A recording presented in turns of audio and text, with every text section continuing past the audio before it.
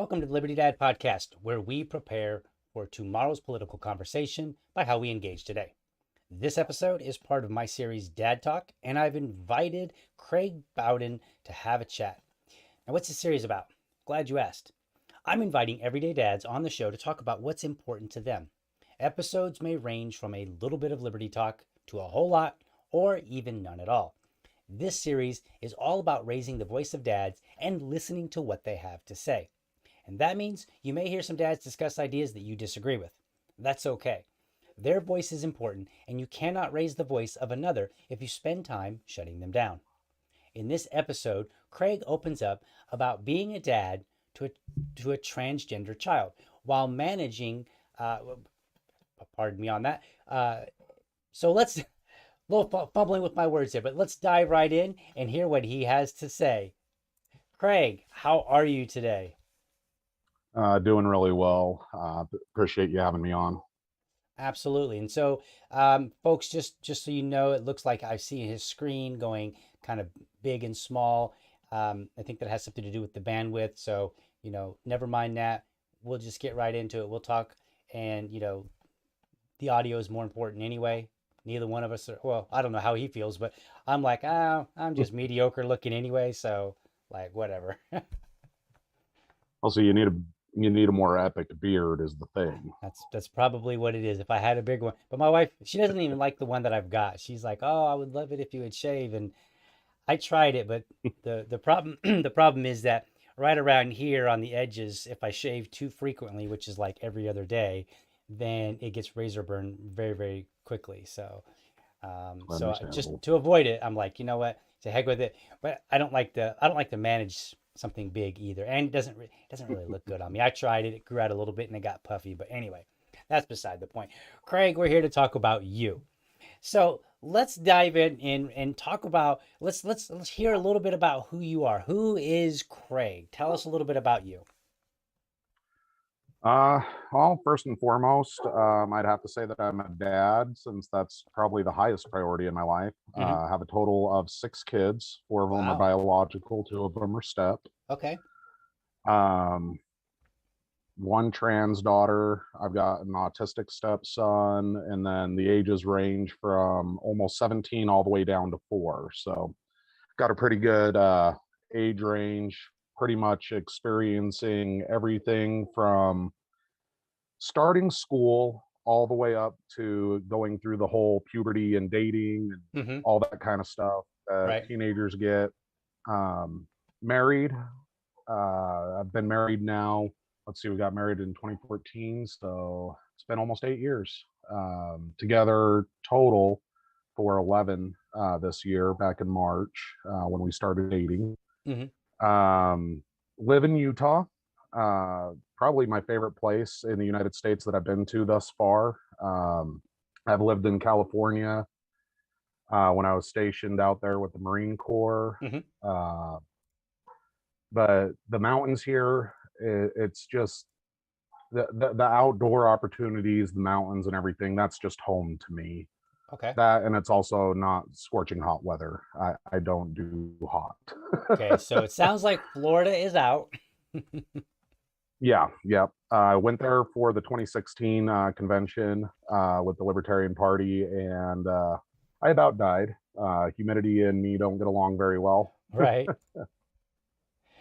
Yeah. I don't mind the humidity. Actually, it's the cold that gets me. I always whine when it gets below like 60, and I'm like start crying. And then if it gets below like 40 or probably below 50, I'm just miserable. It's just terrible. But anyway, so you've got 6 kids. Wow, I didn't realize that you had so many kids, and they range from so many ages. So like you're one of those parents that knows everything about raising kids. I wish. Here, here I was, folks, before the show, kind of like, man, today my son was, my one single child came home with his mama, and he was in a bad mood. And when I say a bad mood, what I mean was he had a total meltdown. But and it lasted about 25 minutes or so, and it was rough. And when I hear about people that have multiple children, like 3 and 4 and 5 and 6 and so on, I'm just like, how do you do it?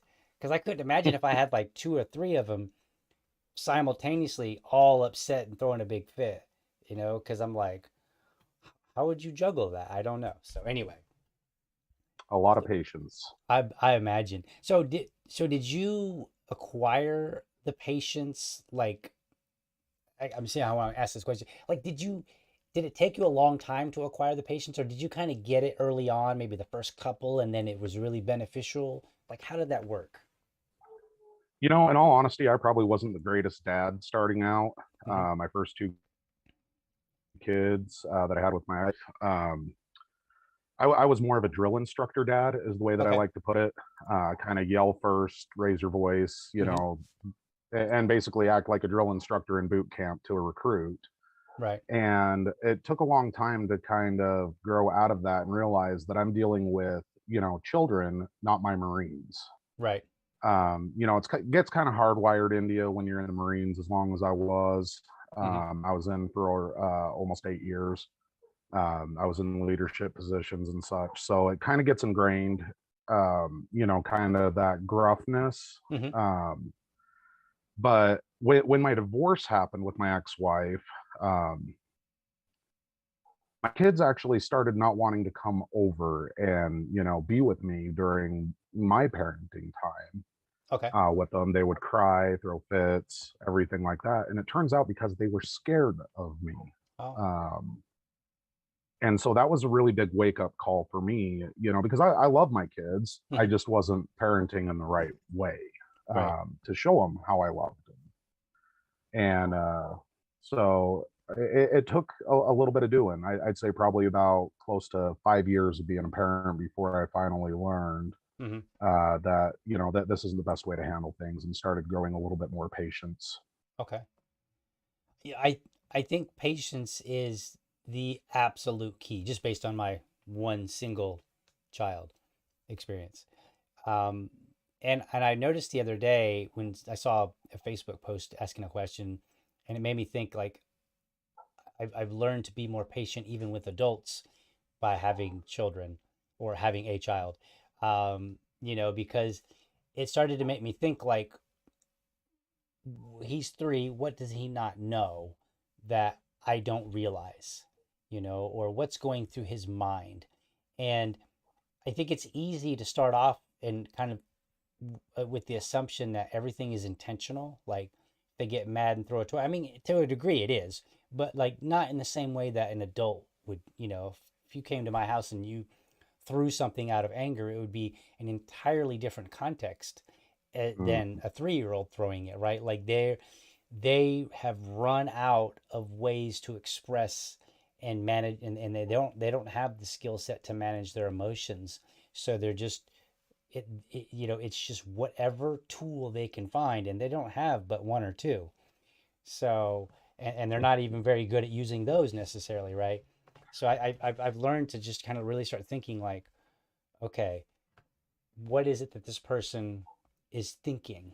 Why are they reacting this way? And it's hard. It's still hard, but I think I'm getting better. Maybe by the time I have 6, if that ever actually happens, maybe I'll be fantastic with patience.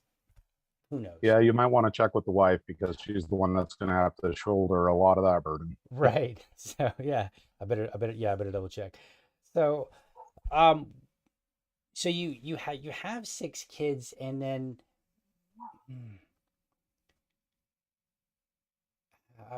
it's kind of hard because I'm like you've said that you've got like multiple age ranges. I know that you came on the show to talk about having a trans child, and I didn't realize you had 6 kids. Otherwise, I might have kind of been a little bit more mentally prepared, because I don't want to like talk about just one child and leave the other 5 out. That seems a little bit rude. Oh, you're Um, fine. so I didn't realize that you had 6 kids. Otherwise, I would have been a little bit more mentally prepared. So I do apologize for that. But so I guess we'll get into that, and we'll kind of work them into it. So one of the ways that we first even came about is I remember seeing some tweets that you had said, I have a trans child. Some of these things that I see online really upset me. And I was like, oh, I didn't realize you had a trans child, right? Um, and so I know that there are some, I've talked to some people who do not have, they are not trans themselves. They do not necessarily have any family members who are trans. They may have some friends. So their personal feelings are going to be a little different than yours. Yes. So, so tell me kind of what goes through your mind. We'll just start there. Tell me what goes through your mind when you start seeing some of these things. And you can even describe some of these things that you're seeing so that, when people are watching, they get the idea of like, oh, when he sees this thing, this is what really is upsetting. Um, well, there. One of the things that's been upsetting is, I mean, recently, thankfully in Utah, we were able to defeat a law that they were trying to pass that would actually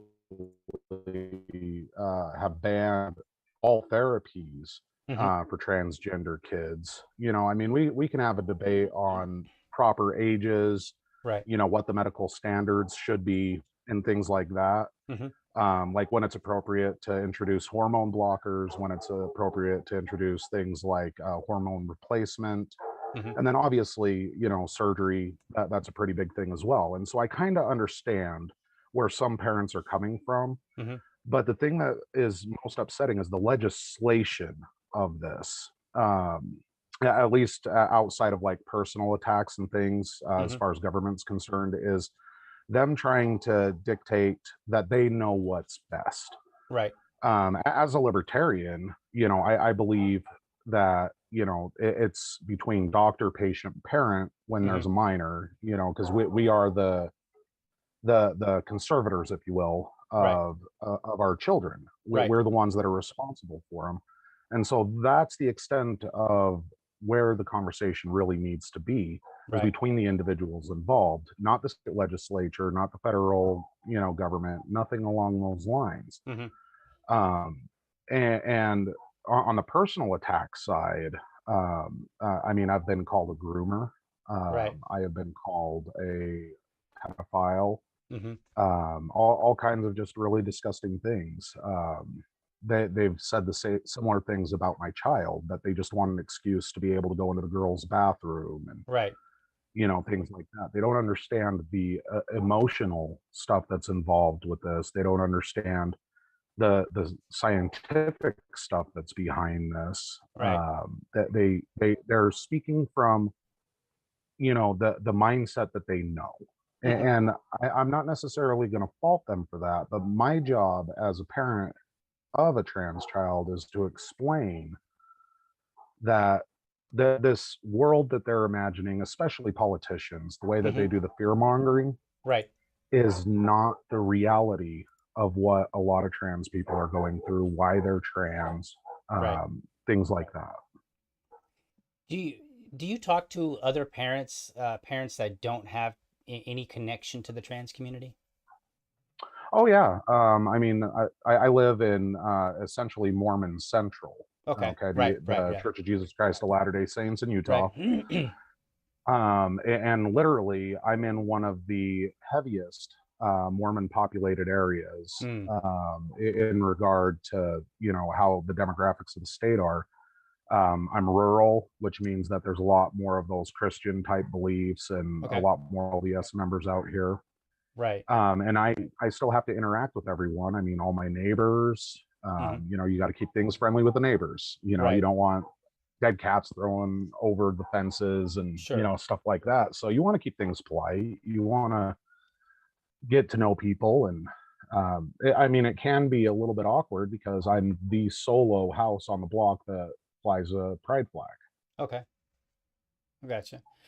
Because the reason I was asking that is because my impression when I talk to other parents, when I listen to other parents, um, is that there's more. So I'm with you. Words like groomer, pedophile, I don't think that we should use them lightly. Unfortunately, you get on Twitter and they're used so much that I'm like, I don't, I just can't, I can't jump into every conversation and police every, so I have to like back off and just ignore a lot of it. And I try to jump in if I think that there's, somebody, somebody personally is being attacked that maybe I know, or, somewhere where I can, my voice might make a difference, which I'm not even sure how much that actually is. So I think all those terms are absolutely, I think that we consider a groomer a vile thing. We consider a pedophile a vile thing. We should only Absolutely. use them when we're serious that this person is a serious threat. We should not use them, and I understand it's Twitter. So to a degree, Twitter is basically this bastion of just, rhetoric and the worst rhetoric possible. Um, Yeah, you know, especially with the character limits. right. So there's a certain amount of like, I don't want to brush it off, but there's a certain amount of coming with the territory on Twitter at least, right? Because it seems like that's kind of how people have determined like this is what happens. You just get on here and you shit post and you say all kind of crazy things. And I'm like, like we could totally do better. But but even if that wasn't happening, right? I feel like we would have a lot of these terms. We would just they wouldn't be as quick to go around. That's all. I think that'd be the difference. Because I grew up in the '90s with the evangelical church, and we had a lot of names and suggestions for you know the Mormons. We were evangelical, so the Mormons weren't Christians, and neither were the Jehovah Witnesses, and this person was a sinner, and this person that. So all these terms. I mean, they basically existed in some form. Yeah. But to bring it back, I just want to lay that groundwork a little bit. Um, I feel like when I listen to parents, that there's an actual concern underneath the wild rhetoric, and that it's just hard to get under that rhetoric and actually talk about it and say, okay, we need to tease out what's real and what's probably not a big deal. Do you feel like that is a proper view of other parents that are not connected to the trans community? I think that there's some of that exists. I think that a lot of times when there's any kind of bigotry, any kind of um, you know prejudices that exist, it's something that they may not even realize because of the conditioning that they've been through. You Right. know, I was just as an example, I was raised in the LDS church, Hmm. and until probably about 10, no, 12 years ago, Hmm. give or take, I was probably about as close to a neocon as you could get. Hmm. I had these preconceived biases from my religious upbringing. Then there was the military influence where you Hmm. have a lot more kind of conservative ideals and things like that. Right. A heavy Republican state. So those prejudices existed in me, and it took kind of opening up and you know being willing to engage my mind and actually listen to the other side Hmm. on a lot of issues before I could really start to kind of soften up and become where I am today. I would say probably 12, 15 years ago, with my oldest kid, I probably would have been trying to find a way to get him into like some kind of conversion therapy camp or Right. something, just the way that everything was ingrained in. Hmm. So I do kind of understand the flip side of the coin, but it's important that there be more of a discussion and more listening as opposed to throwing out slurs and trying to just dominate the conversation to Hmm. get your way across, because the plain and simple fact is that the way that you may have been taught may not have been correct. I Hmm. mean, it could be, but it might Right. not be. Right. And so you have to be open to challenge those ideals within yourself. Right. Yeah. I tend to believe that a lot of this, that when it comes to bigotry is largely driven by ignorance. And when I say that, I don't mean it in this slur sense. I mean it in the literal, like, people are unfamiliar with something, right? So there's a certain People are fear of afraid it, of what they don't know. right? And it's kind of like the juvenile teen boy who's like, "Oh, you're gay? You get away from me. I don't want to become gay." And then you grow up and you realize that was dumb. Like, just being around somebody wasn't, there was no gay cooties that you were going to get and cause you to be gay. And even if there were, if something caused you to be something, well, now you're something. Like, like, might as well, you know, like anything that happens to you, right? Like, the best thing that you can do is kind of embrace it. But I think a lot of it is there's this ignorance that's underlying it. And I think when it comes to like some of these legislation, I think there's a lot, and I don't mean necessarily on the medical stuff necessarily, although that too.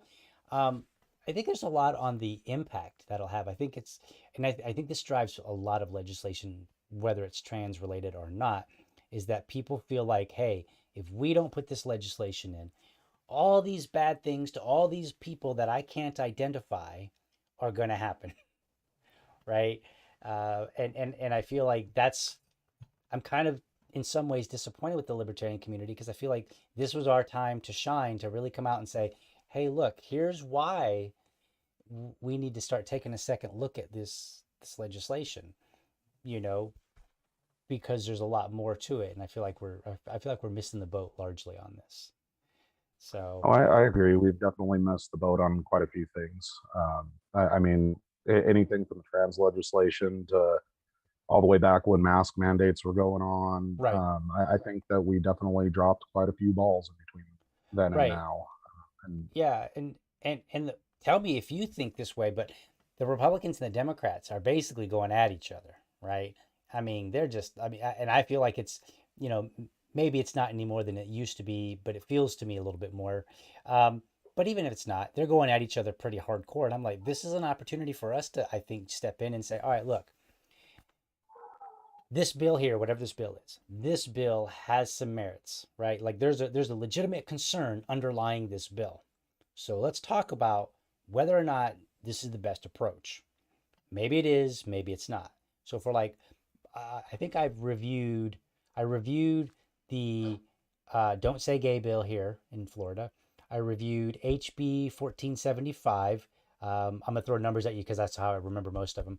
And that one was related to um, uh, it was related to female sports here in Florida.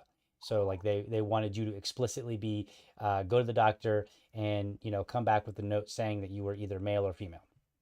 Um, I reviewed that one. I reviewed, I think, one from Alabama, and this was like months and months ago, and then I think also one from maybe Georgia, maybe.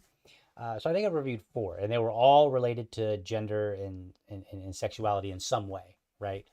And I didn't like any of them. I thought all of them were bad, and but not for the same reason that Republicans did.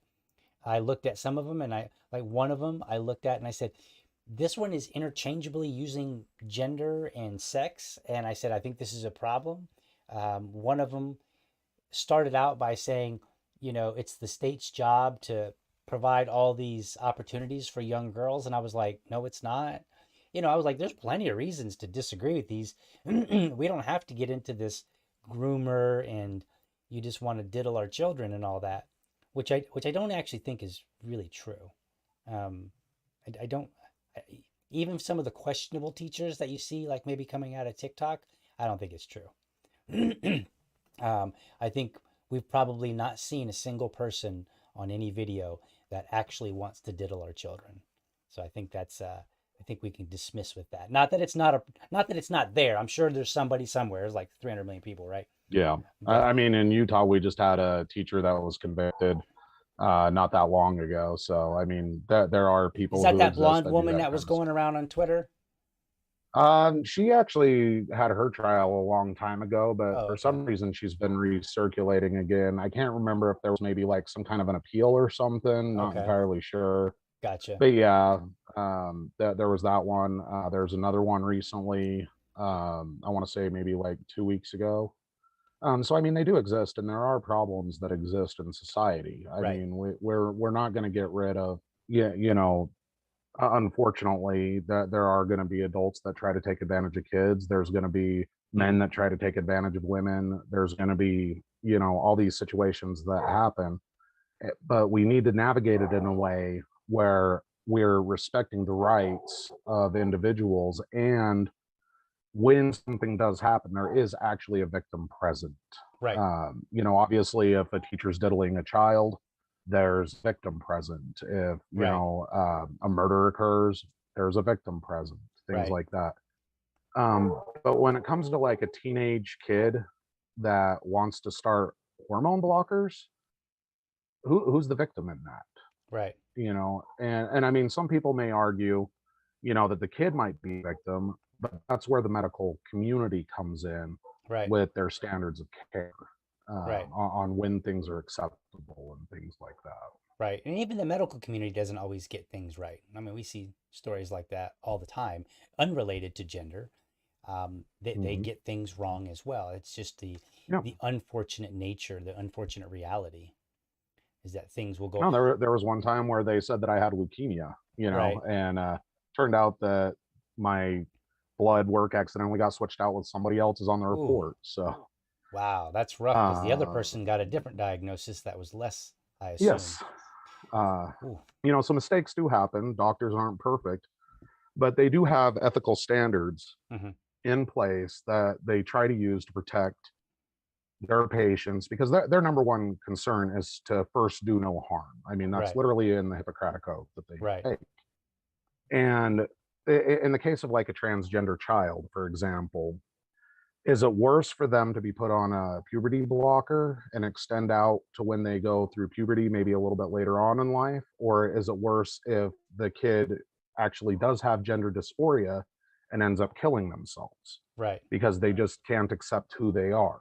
right, And so, under the principle of first do no harm, obviously the puberty blockers in that case are something that is going to be a lot better for that individual in the long run.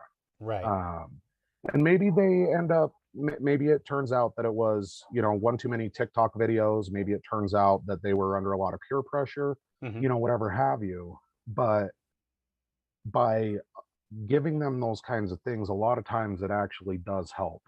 My child is actually a perfect example. Um, once she kind of hit those the puberty years, hmm that there was a lot of concerning things going on. We came across journal entries that were talking about hanging herself. hmm That she just didn't feel like she belonged anywhere, just all these things. And then, we're, obviously taking her to counseling, trying to figure out what's going on. We love our kid. We want our child to be healthy. We want them to be happy, hmm successful in life, all those things. And then in about 20, I want to say January of 2020, she came out and texted me one day and just said, Dad, how do you really feel about, trans people?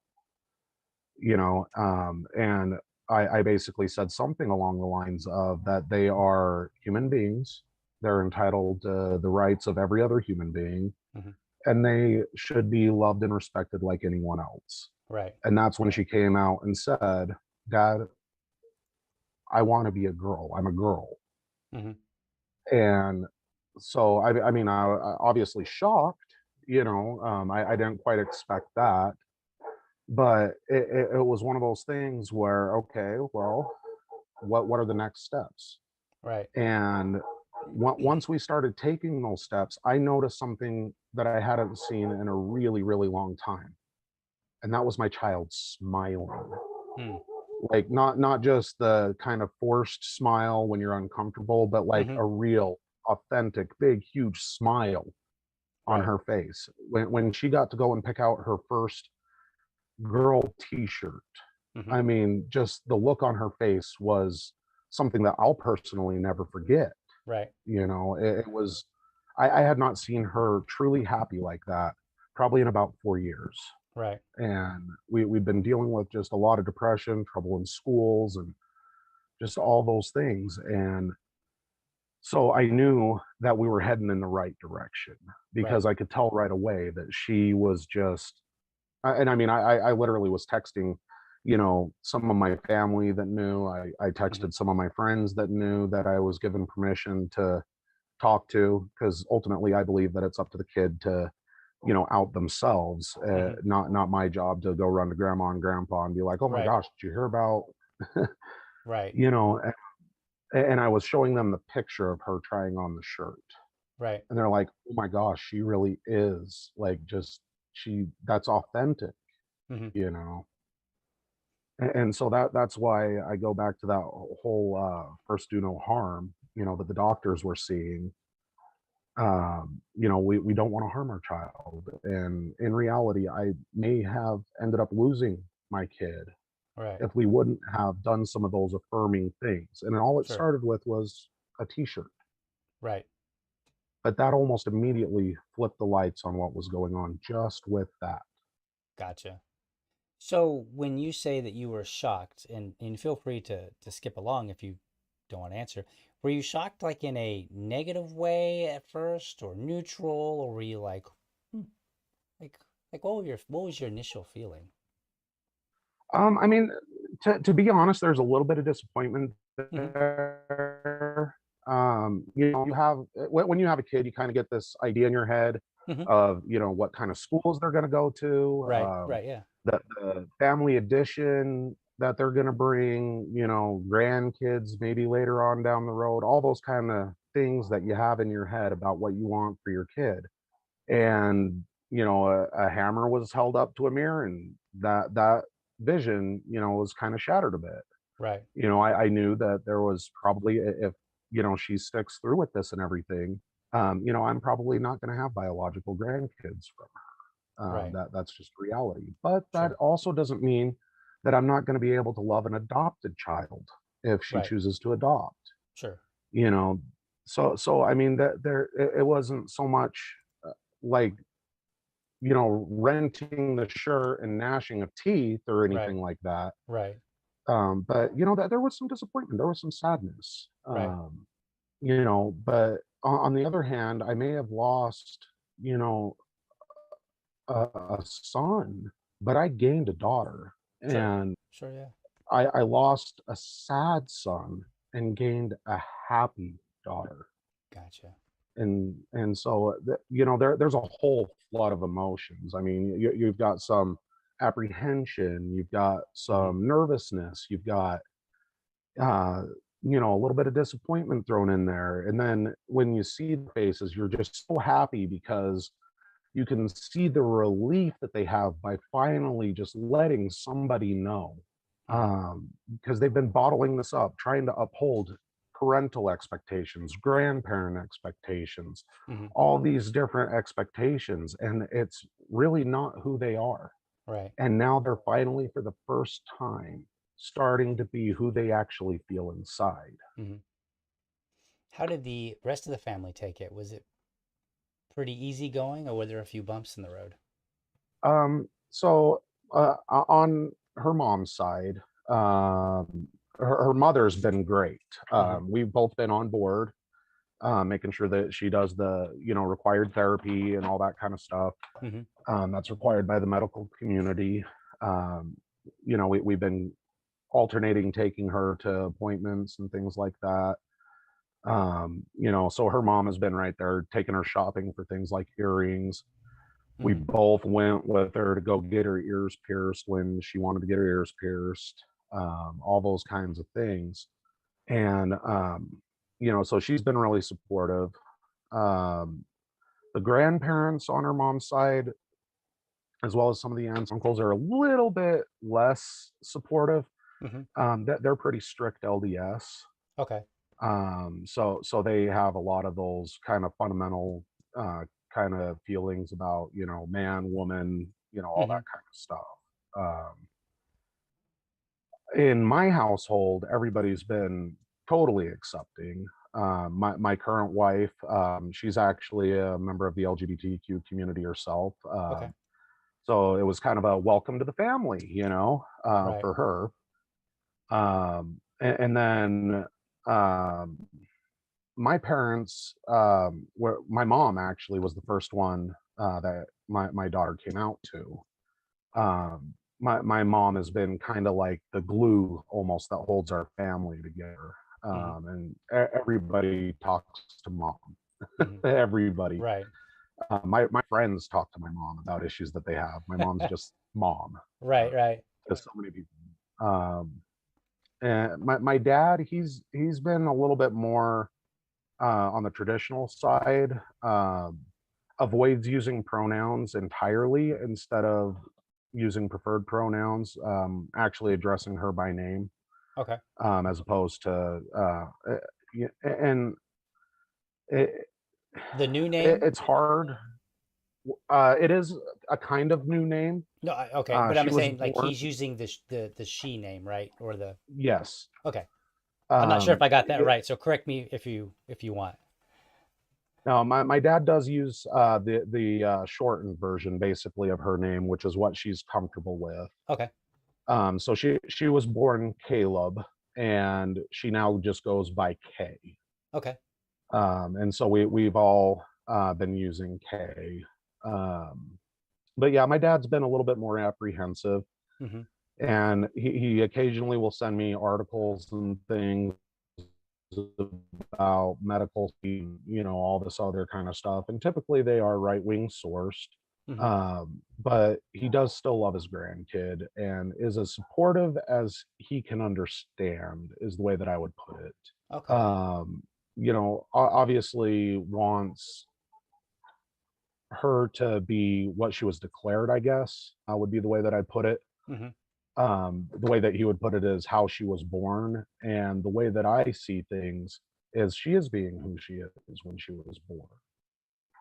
Um, it, her scans that were done, because we did have some things done, actually show that she thinks almost exactly like a female. Mm. There's been some scientific studies of transgender individuals where they actually map out the brain, and they do this comparison between, female brains, male brains, and then what the patient is doing. And there's more similarities to a female brain with my child.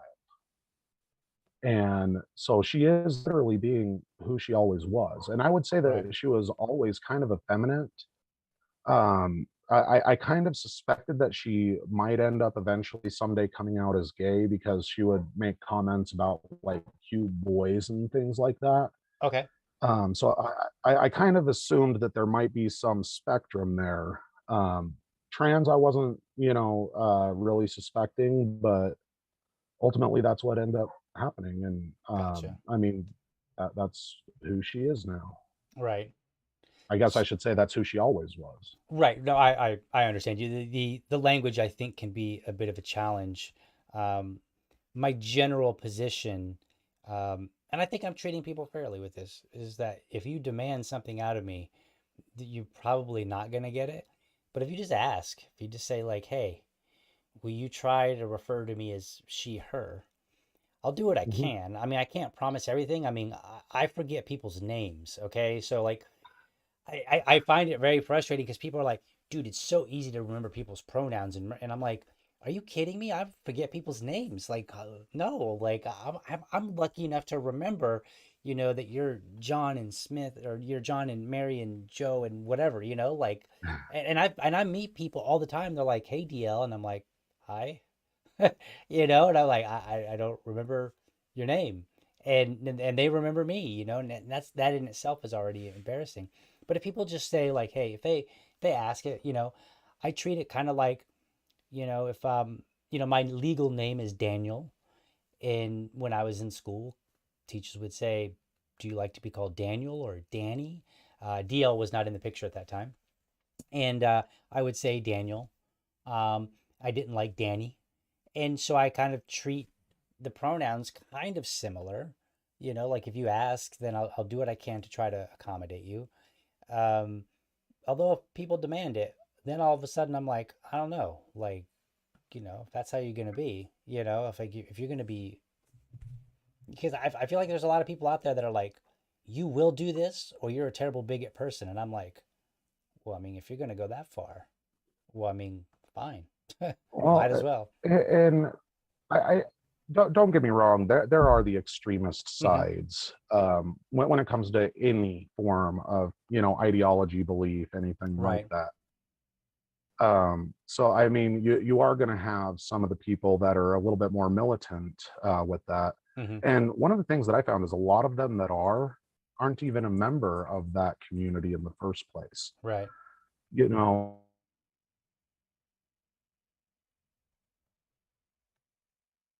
We got a low bandwidth here, Craig. Hopefully you can still hear me.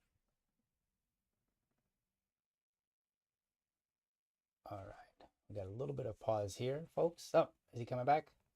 Uh-oh. Hello?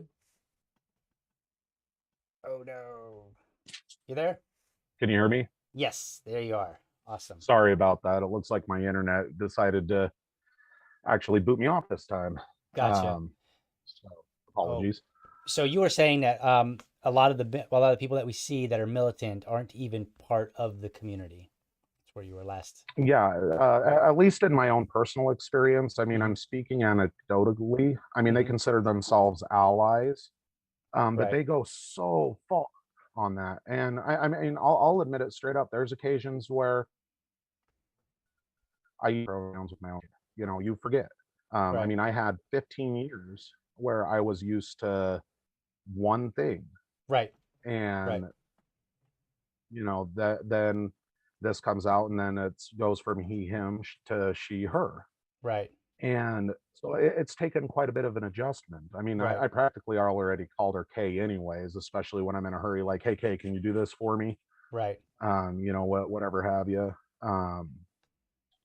But respect goes a long way, Hmm. as you brought up. And most people, when I've accidentally misgendered, or used the incorrect pronoun, they've just kindly corrected me. And Hmm. I actually prefer, sir, ma'am, he, she, whatever have you. And Right. it's like, oh, I'm sorry about that. And then we just continue on with our conversation, and then I just Right. try to make an effort to use the correct pronouns, of what their Right. preference is.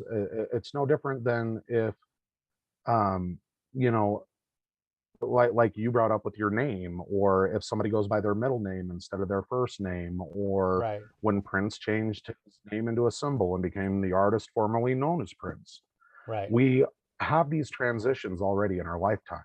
You go Right. from, you know, not being elected, and then you're elected, and now people are calling you honorable. They're calling you, congressperson, or Mr. President, Right. Madam Vice President, whatever have you.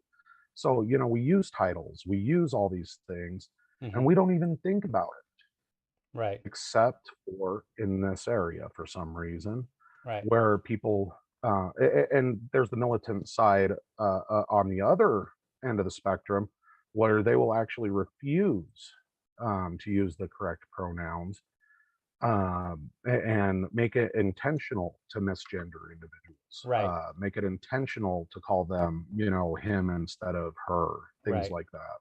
Yeah, and I try, like, I'm not a big fan of generally intentionally being rude to somebody. Now, I think there's a time and a place for everything. And if people are being out of hand, then, maybe you need to verbally put the smack down. And that's not just related to gender. That just is a rule of thumb, you know. But I think overall we get a lot further in society if we just try to be, respectable, and I don't always, I don't want to always call somebody Mr. or Sir necessarily, but sometimes it's appropriate, and I think the pronouns are, and I don't want to get too involved in the pronouns. I Yeah. got a lot to say about it, but we're here to talk about you and your experiences. And so, um, is is your is your daughter having? I'm trying to keep it straight in my head because now I've got like two names and I'm like, all right, which one? Is your daughter, like, I assume that you're not homeschooling, so is she having a reasonable go out in the world away from family, or is she like?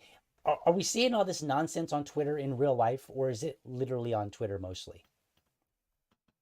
I mean, that there are a few issues that she's had at school, Hmm. with individuals, especially, like I said, how we're in Utah, and Right. so we have a pretty heavy LDS population.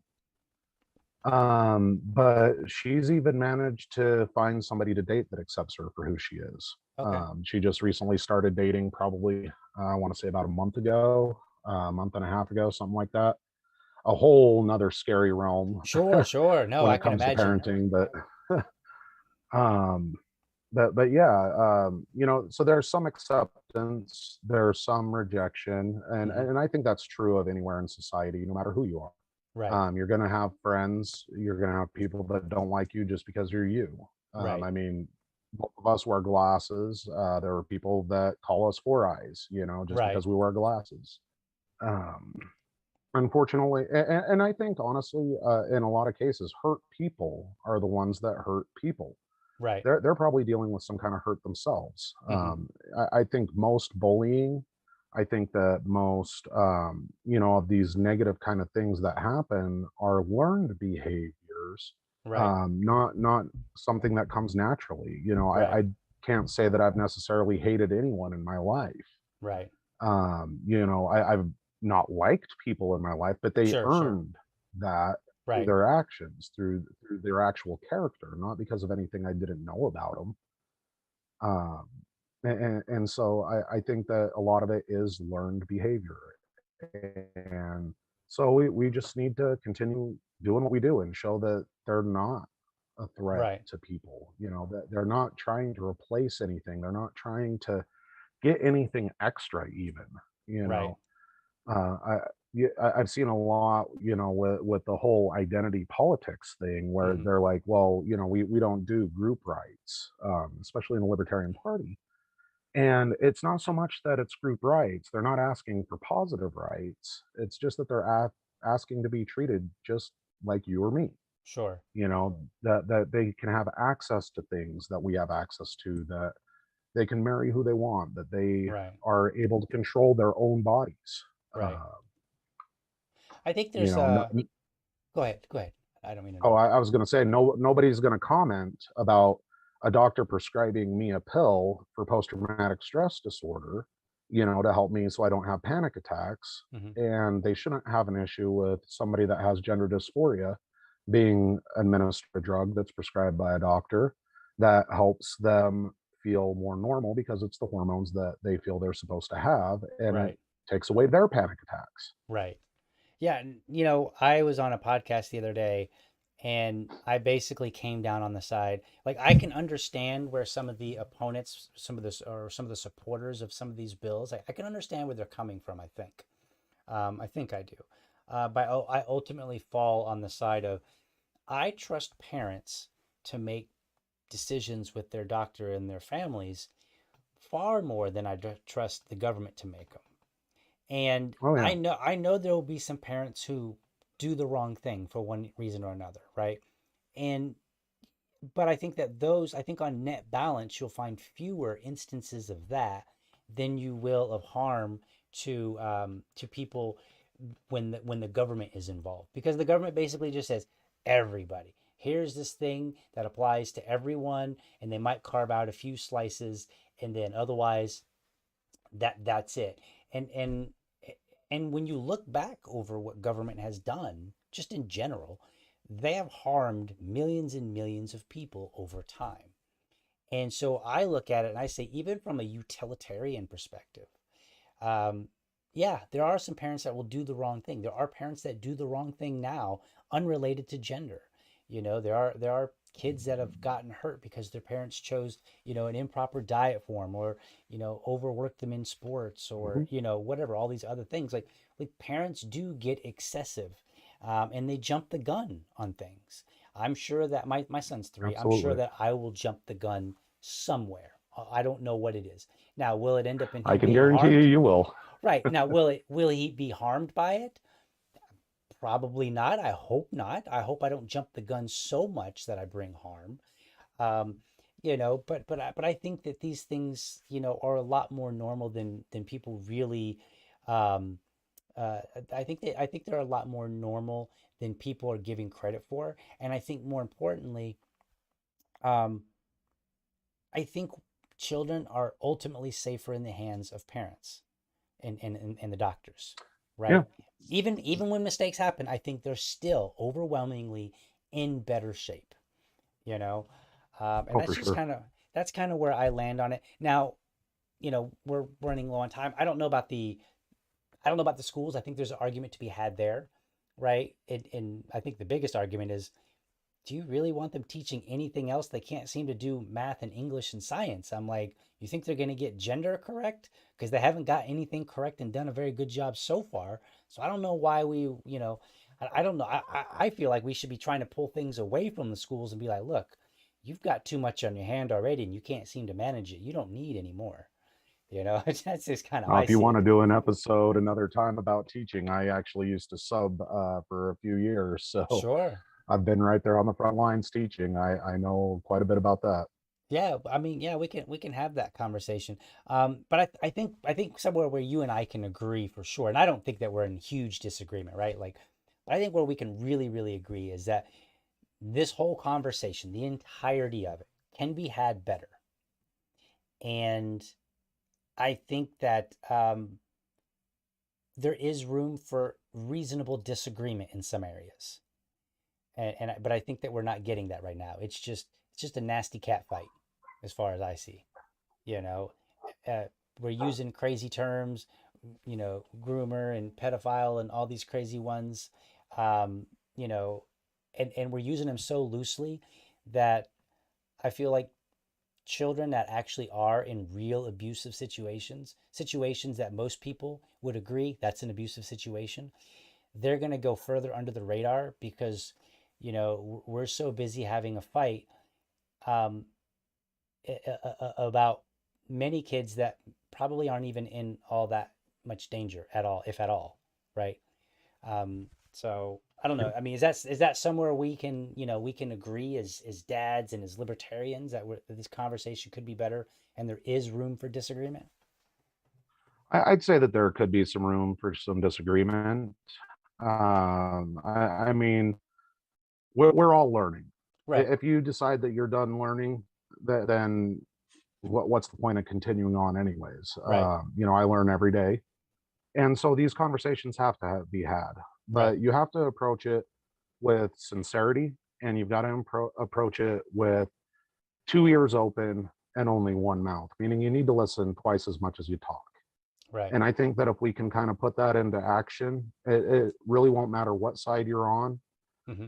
I think that we'll find that there's a lot more in common than we have different. Right. Um, at the end of the day, we all love our kids and want what's best for them, I and think that's so. really the root of it. Right, We want what's best for our kids. right. Well, I could tell you right now. I mean, my son is 3, so I mean, he's 3, so like there is no real serious gender consideration at this point or sexuality. He's 3. But as he gets older, if he starts expressing himself in a particular way, um, I think of it like this: my son, if I thought someone was going to harm him, I mean, I'm going to come unglued. I don't really like to make threats, but it's not going to be a good situation. I will go through hell to protect my son, right? And if I feel like, hey, you know what? He needs a particular medical treatment, and it doesn't matter what it's for. It doesn't matter whether it's for hormones or whether it's for cancer. It doesn't matter. I'm gonna fight like hell to make sure that he gets the appropriate medical treatment that he needs to live a happy life, because at the end of the day, what I want to see and what I think most parents want, parents of trans children too, is to see their children happy. Happy, successful, and full of life. So, final words, Craig, final words. We don't want to keep you too long. I would say my final word would just be, if you find yourself getting in these debates or you have questions, reach out to somebody that's actually going through it, especially if you're a new parent going through it. I A really great resource is actually Dragon Dads. You can find them all over on Twitter, on Facebook, Hmm. things like that. It's a group of dads, and there's a Dragon Moms as well for any female listeners. And they actually will connect you to resources like counseling. They will help you navigate this new process. And it's not just trans issues. They deal with the entire LGBTQ umbrella. So Hmm. if you have questions, reach out to one of us. Gotcha. Absolutely. All right. Well, I'm going to go ahead and close this show out here real quick. Let's see where are my notes here so I can kind of give my little outro. I'm still trying to work out this whole live situation, so I'm not very good at it necessarily. But let's see here. All right. I got my notes up, folks. A little bit awkward there, but that's okay. That's all for this episode. I hope you enjoyed it. If you're watching on YouTube or anywhere else, be sure to hit that subscribe button and then connect with me at Liberty Dad on Facebook LibertyDadPod on Twitter, or send me an email to libertydadpodcast@gmail.com. I'd love to hear from you. Remember, if you're a champion of liberty, your business is people and your product is liberty.